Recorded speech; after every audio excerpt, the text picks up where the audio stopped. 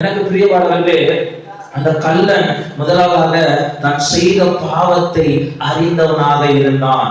இரண்டாவதாக நாம் செய்த பாவத்திற்கு தண்டனை அனுபவிக்கிறோம் என்று உணர்ந்தான். மூன்றாவதாக மனம் கசந்து சொல்லுகிறவனாக ஒப்பு கொடுக்கிறவனாக இருந்தான். நான்காவதாக தேவனிடம் ஆண்டவரே இந்த அடியனை நினைத்தருளும் என்று தன்னை தாழ்த்தி ஆண்டவரிடம் கேட்கிறவராக இருந்தார்.